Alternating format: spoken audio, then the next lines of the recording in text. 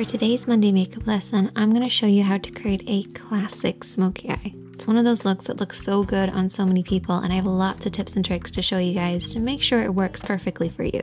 So let's get started. The first step to a perfect smoky eye is to make sure you're priming the lids, and you can use eyeshadow primer or concealer, but what you really want to make sure you're completely covering the lid from the lash line up to the brows to create a blank canvas. This is to disguise any discoloration that we might naturally have on our lids and also give the eyeshadow something to hold on to. So you actually want to leave your eyeshadow primer or concealer just a little sticky. This will actually grab hold of the shadow. However, I do have a little trick to make sure you also get a good blend, so we'll get to that in a second.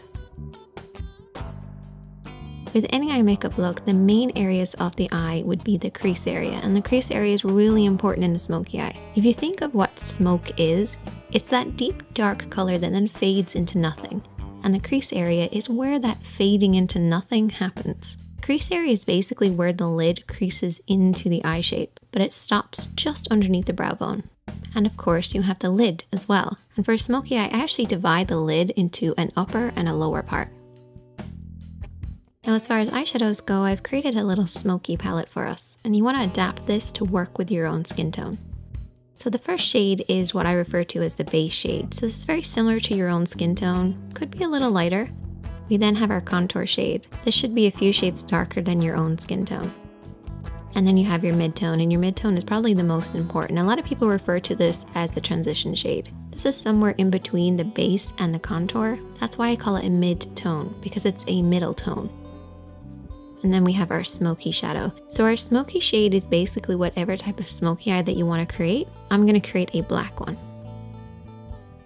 So let's get started with this look, taking a blending brush and our base shade. And this is my little trick to get that perfect blend. We're basically going to start at the crease of the eye and then work up underneath the brows. So you want to pack on this base shade to create a silky powdery effect, but avoid the lid. We want the lid to stay a little tacky from the concealer and the primer, but we want that crease to be really powdery, really easy to blend over. By applying that powder, we're basically going to create an easier, softer blend. Remember how I said concealer and primer gives the shadow something to hold on to? Well, this powdery base will make sure we have something to blend over, and that's how you get that perfect soft blend. Just make sure to avoid the lid, don't come down too far, keep it from the crease right up to the brows. For the next step, we're going to keep with that same blending brush, and I haven't cleaned it off, and we're going to go in with our mid-tone, or our middle tone, or our transition shade. And we're going to start over everything that we've already applied, but we're going to stop under the brow bone. The first shadow went from the crease right up underneath the brows, avoiding the lid. And use this little diagram as a representation of what we're doing here. We're starting in this crease area and then softly blending upwards. If you're not sure where to stop and start your blend, you basically want to keep it in between these two parallel points. It looks really complicated, but it's basically using the edge of your eye, nose, and brow on one side and then creating a parallel line on the inner corner. If you blend outside the lines, don't worry because you can always clean up at the end. Just use this as a guide. Then we're going to take a clean blending brush, and I always keep a clean blending brush handy for every look, but in particular when you're doing a smoky eye. Go over everything that you've applied to soften out any harsh lines. No additional product needed, just soften out those lines. Now we're going to move on to applying the contour, and I need you guys to take a brush that's got a lot of control in it. So maybe a flat brush or a pencil brush or a brush like this, which is somewhere in between. It's one of my favorites. And picking up a little bit of that contour shade, which is one of the darker shades from this palette, we're going to apply this all over the lid area. So I want you guys to keep this just to the lid, bringing it up to where that mid-tone starts in the crease, but don't go beyond that point. Really focus on the roots of the lashes and softly blend this over and back, covering the lid. Try to avoid blending this up too high because that can ruin the look. You want to keep it nice and deep and low. So what we're going to end up with is a deep dark look right at the roots of the lashes that then fades upwards, fading into that mid-tone, into that crease and up underneath the brows. Next, I want you to take a small flat brush, something that you have the most control over. And I want you to take your smoky shadow. So whatever smoky shadow that you're using, I'm using black. And there's two ways that you can apply this. You can bring your hand down onto the lash line, or you can come at it straight on. As you can see, my hand is pretty much at the level of my nose as I'm applying this. I'm applying it using the lash roots as my guide, and follow the natural shape of your lash line. If you have your hand too low at this point, you're gonna blend that black up too far. And I don't want you guys to do that. So try to keep it at around the cheek level, or bring your hand over the top and press downwards onto the lash line.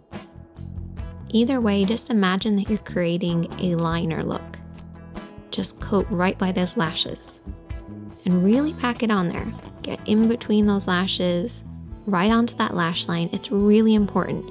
We have to imagine that that black is coming from somewhere, so it has to start really dark at the base.